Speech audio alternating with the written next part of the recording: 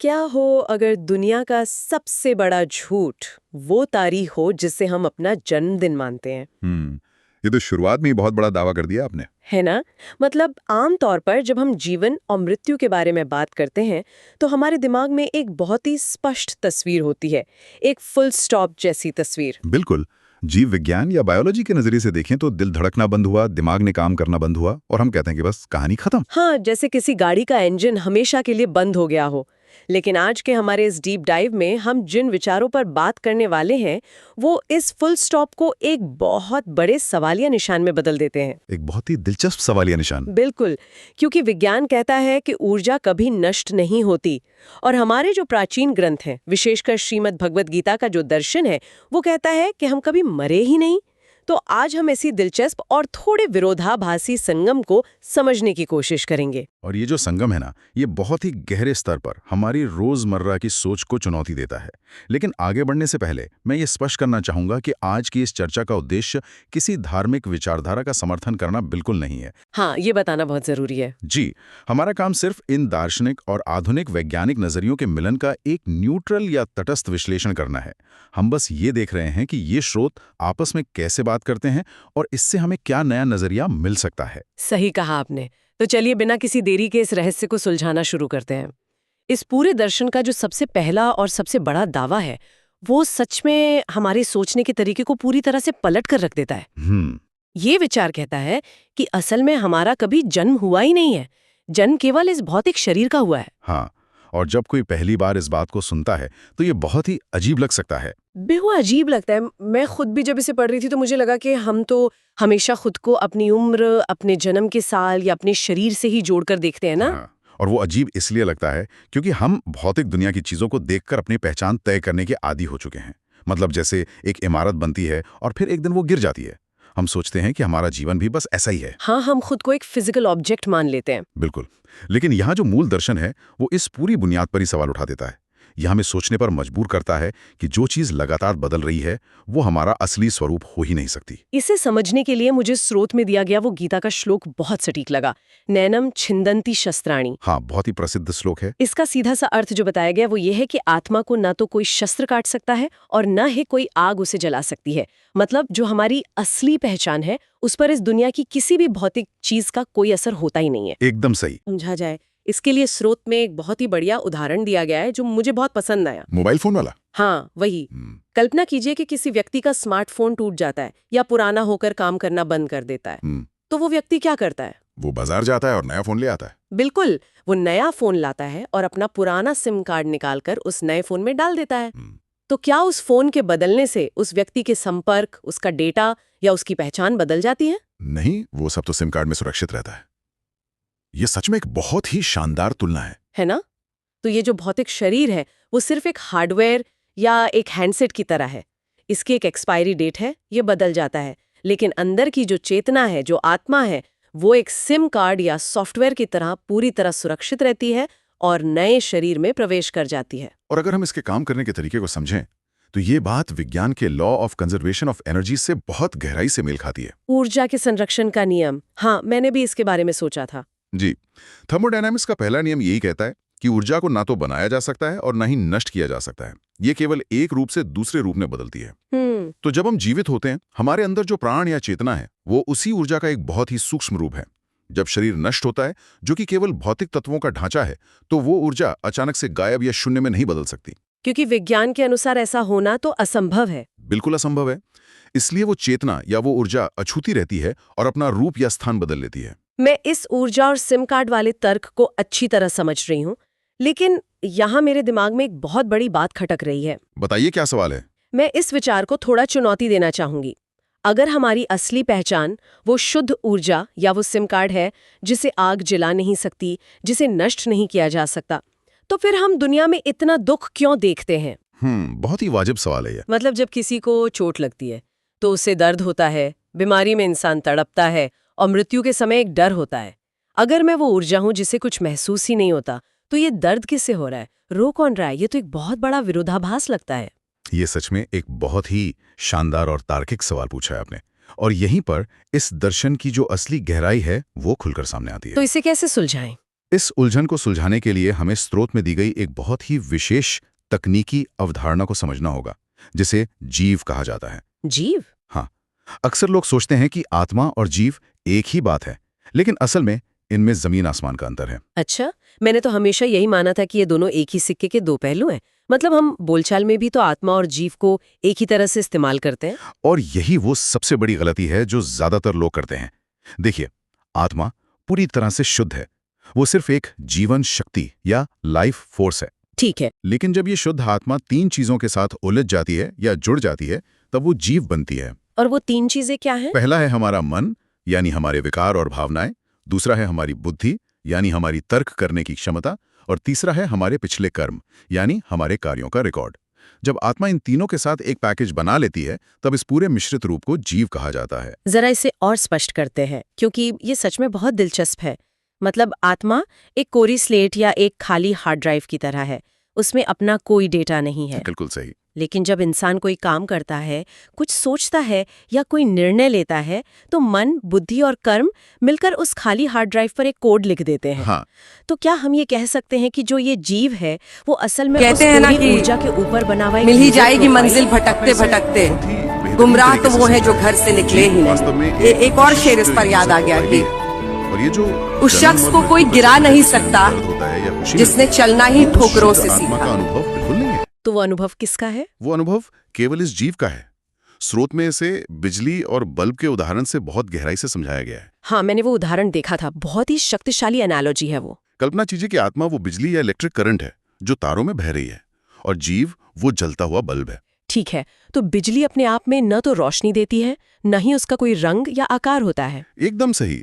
लेकिन जब वो बिजली एक बल्ब के अंदर प्रवेश करती है और टंगस्टन के उस पतले से फिलामेंट से होकर गुजरती है, तो वहां एक घर्षण या फ्रिक्शन पैदा होता है। और उस घर्षण से रोशनी पैदा होती है। हाँ, और साथ ही बहुत सारी गर्मी भी पैदा होती है। वो जो फिलामेंट है ना, वो हमारा मन, बुद्धि और कर्मों का ढांचा है। जब कोई दुख या दर्द होता है, तो वो असल में उस फिलामेंट के जलने का अनुभव है। Oh wow! मतलब और बल्ब की तो एक उम्र होती है, वो कुछ महीनों या सालों तक जलता है, उसका फिलामेंट कमजोर पड़ता है और फिर एक दिन वो टूट जाता है। जिसे हम आम भाषा में बल्ब का फ्यूज होना कहते हैं। और जीवन के संदर्भ में जिसे हम मृत्यु कहते हैं। बिल्कुल। और जब बल्ब फ्यूज होता है, तो क्या कोई ये कहता है कि बिजली मर गई? नहीं, बिजली तो तारों में वैसे ही मौजूद है। उसने केवल उस विशेष बल्ब में काम करना बंद कर दिया है। मृत्यु केवल उस बल्ब का फ्यूज होना है। भूख, प्यास, दुख, दर्द, बीमारी, ये सब उस कांच के बल्ब और उसके फिलामेंट के अनुभव हैं। बिजली को ना तो दर्द होता है, न ही वो कभी रोती है। ये तो सच में आंखें खोल देने वाला विचार है ना? शुद्ध आत्मा को कभी कोई दुख या भूख नहीं लगती।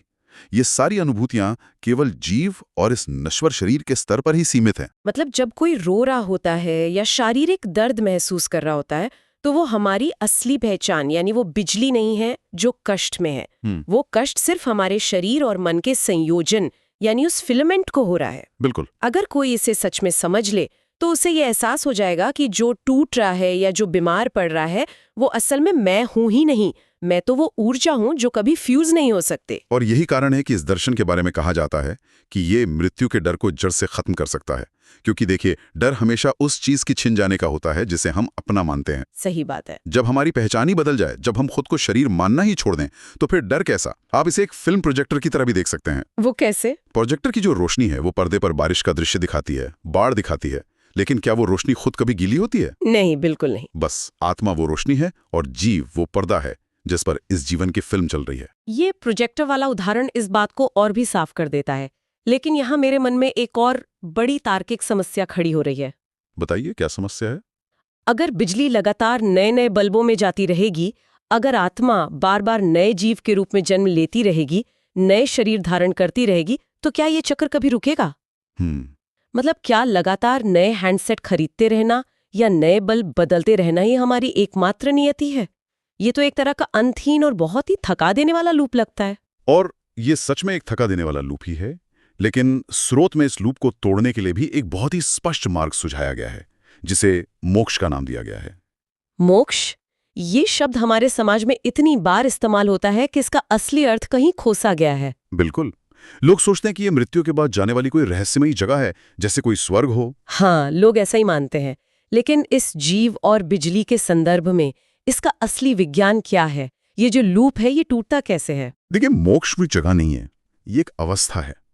आपको याद है अभी हमने बात की थी कि जीव कैसे बनता है। हाँ, जब उस कोरी हार्ड ड्राइव पर मन, बुद्धि और कर्मों का कोड लिख दिया जाता है। बिल्कुल। तो मोक्ष तब घटित होता है जब इस जीव को एक बहुत ही गहरा आत्मिक एहसास हो जाता है।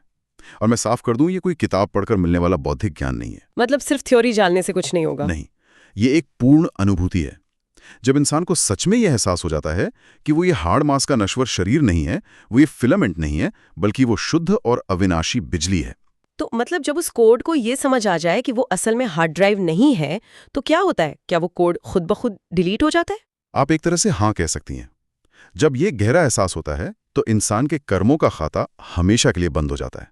वो कैसे? कर्म तो हम हमेशा करते रहते हैं। क्योंकि कर्म केवल तभी चिपकते हैं जब कर्ता का भाव होता है। मतलब जब इंसान ये सोचता है कि मैं ये शरीर हूं और मैंने ये काम किया है। अच्छा, समझ रही हूँ। लेकिन जब आप ये मान लेते हैं कि आप शरीर हैं ही नहीं, आप सिर्फ वो अछूती ऊर्जा हैं, तो शरीर द्वारा किए गए कर्मों का बोझ उस चेतना पर दर्ज होना बंद हो जाता है। हार्ड ड्राइव पर नया डेटा लिखना बंद हो जाता है। और जब वो कर्मों का खाता बंद हो जाता है, जब जीव का ये पर्दा गिर जाता है, तब उस ऊर्जा का क्या होता है? इसके बाद की जो स्थिति है उसे समझाने के लिए स्रोत में एक बहुत ही खूबसूरत प्राकृतिक दृश्य का वर्णन किया गया है। हाँ, मुझे भी वो हिस्सा बहुत गहराई तक छू गया था। पानी की एक बूंद और विशाल समुद्र का उदाहरण है ना? जी, ये इस पूरे दर्शन का शायद सबसे सुंदर और काव्यात्मक हिस्सा है। चलिए इसे थोड़ा विस्तार से समझते हैं। बिल्कुल। तो कल्पना कीजिए कि एक पेड़ के पत्ते पर ओस की एक छोटी सी बूंद टिकी हुई है। जब तक वो बूंद उस पत्ते पर है, उसकी एक अलग पहचान है, उसका एक आकार है, उसकी एक सीमा है। और उस बूंद के अंदर हमेशा एक डर बना रहता है। कैसा डर? यही कि हवा का एक झोंका आएगा और वो गिर जाएगी, या सूरज की गर्मी से वो सूख जाएगी। वो अपनी उस छोटी सी पहचान को बचाने के लिए लगातार संघर्ष कर रही है। ये ठीक हमारे जीव की तरह है जो मृत्यु से डरा हुआ है। बहुत सुंदर। और फिर एक पल ऐसा आता है जब हवा चलती है और वो बूंद पत्ते से नीचे गिर जाती है। हाँ। गिरते समय वो बूंद शायद सोच रही होती है कि बस ये उसका अंत है, ये उसकी मृत्यु है। लेकिन वो बूंद गिरती कहाँ है? वो सीधे एक विशाल अथाह समुद्र में जाकर गिरती है। और जैसे ही वो बूंद पानी की उस अनंत सतह को छूती है, तो क्या वो मर जाती है? क्या उसका अस्तित्व खत्म हो जाता है? नहीं, बिल्कुल नहीं। उसकी अपनी जो व्यक्तिगत छोटी सी सीमाएं थीं, बस वो खत्म हो जाती हैं। वो बूंद नष्ट नहीं होती, बल्कि वो खुद विशाल समुद्र बन जाती है। वाह! जो चीज एक सेकंड पहले हवा के झोंके से डर रही थी, अब वो इतनी विशाल हो गई है कि कोई बड़ा से बड़ा तूफान भी उसका कुछ नहीं बिगाड़ सकता। सच में, यही वो बिंदु है जो रोंगटे खड़े कर देता है। वो बूंद फिर कभी नहीं मर सकती, क्योंकि अब वो अनंत हो गई है। मोक्ष के बाद आत्मा का परमात्मा या उस परम ऊर्जा में विलीन होना ठीक ऐसा ही है। उसके बाद न तो कोई नया बल बनता है, न ही कोई नया जन्म होता है, और न ही कोई मृत्यु होती है। जो बचता है वो केवल एक अनंत शांति और विस्तार है। और ये विचार हमारी व्यक्तिगत पहचान और इस पूरे ब्रह्मांड के साथ हमारे रिश्ते को एक बिल्कुल नए सांचे में डाल देता है। यह हमें बताता है कि हमारी अंतिम नियति एक छोटी सी बूंद बनकर डर कर जीने में नहीं है, बल्कि अपनी सीमाओं को तोड़कर असीमित समुद्र हो जाने में है। तो अगर हम आज के इस पूरे बौद्धिक मंथन को एक धागे में पिरोने की कोशिश करें, तो हमने सच में एक बहुत लंबी और गहरी यात्रा तय की है। बिल्कुल। हमने एक बहुत ही यांत्रिक और जीव विज्ञान वाले पूर्ण विराम से शुरुआत की थी, जहां दिल की धड़कना रुकने को अंत माना जाता है। फिर हमने देखा कि कैसे थर्मोडायनामिक्स का पहला नियम और नैनम छिंदंती शस्त्राणी का प्राचीन दर्शन दोनों एक ही सच्चाई की तरफ इशारा करते हैं। हाँ, और फिर हमने हार्डवेयर और सॉफ्टवेयर या कहें तो हैंडसेट और सिम कार्ड के जरिए शरीर और चेतना के बीच के अंतर को भी समझा। और सबसे महत्वपूर्ण बात, हमने आत्मा और जीव के बीच उस तकनीकी अंतर को समझा जो अक्सर लोगों को उलझाए रखता है। जी। हमने जाना कि दुख, दर्द और मृत्यु का भय केवल उस फिलामेंट यानी जीव का अनुभव है, उस बिजली यानी आत्मा का नहीं जो उसे जीवन दे रही है। और अंत में हमने उस कर्मों के खाते को बंद करने और समुद्र में विलीन होने वाली बूंद की यात्रा को देखा, जो हमें मोक्ष का असली अर्थ समझाती है। इन सारे विचारों का जो अंतिम निष्कर्ष निकलता है वो बहुत ही व्यवहारिक है। मतलब ये केवल किताबों में पढ़ने वाला या चर्चा करने वाला कोई अमूर्त दर्शन नहीं है। तो इसका हमारे जीवन पर क्या असर होता है? इसका सीधा संबंध हमारे रोजमर्रा के जीवन से है। ये कहता है कि जब भी कोई इंसान सुबह उठकर आईने में खुद को देखे, तो उसे केवल हाड़ मांस का एक पुतला, एक चेहरा या एक निश्चित उम्र वाला व्यक्ति नहीं देखना चाहिए। तो उसे क्या देखना चाहिए? उसे ये याद रखना चाहिए कि उस चेहरे के पीछे एक कभी ना खत्म होने वाली असीमित दिव्य ऊर्जा है। और यही वो जगह है जहाँ मैं एक विचार के साथ इस चर्चा को एक ठहराव देना चाहूंगी। हमने शुरुआत में कहा था कि मृत्यु को हम एक पूर्ण विराम मानते हैं, जिससे हमें बहुत डर लगता है। जी। लेकिन अगर हम एक पल के लिए इस शाश्वत सत्य को अपने जीवन में उतार लें, अगर हम सच में ये याद रखें कि हमारी असली पहचान वो अविनाशी दिव्य ऊर्जा है जिसे कोई शस्त्र काट नहीं सकता, जिसे कोई बीमारी या दुख छू भी नहीं सकता, तो जरा सोचिए कि इसका हमारे जीवन पर क्या असर होगा। ये सोचने वाली बात है। हम सब हर दिन काम के तनाव, ट्रैफिक जाम, भविष्य की चिंताओं, दूसरों की कही गई कड़वी बातों और छोटी छोटी असफलताओं को लेकर इतना परेशान रहते हैं जैसे वही दुनिया का अंत हो। छोटी बातों को बहुत बड़ा बना देते हैं। हम लगातार इस फ्यूज होते बल्ब की चिंता में घुले जाते हैं। लेकिन अगर हम अंदर से वो अनंत ऊर्जा है, अगर हम असल में वो विशाल समुद्र हैं जो कभी सूख नहीं सकता, तो इस सच्चाई को सिर्फ याद रखने मात्र से ही जीवन की इन रोजमर्रा की चिंताओं को देखने का हमारा नजरिया कितना बदल सकता है। बहुत ज्यादा बदल सकता है। क्या हम एक कांच के बल्ब पर पड़ने वाली छोटी मोटी खरोचों की चिंता करना छोड़ देंगे, ये जानकर कि हमारी असली रोशनी कभी बुझने वाली नहीं है? हम सभी श्रोताओं को इस विचार के साथ छोड़ते हैं। ये एक ऐसा सवाल है जिस पर हम सबको अपने एकांत में जरूर सोचना चाहिए।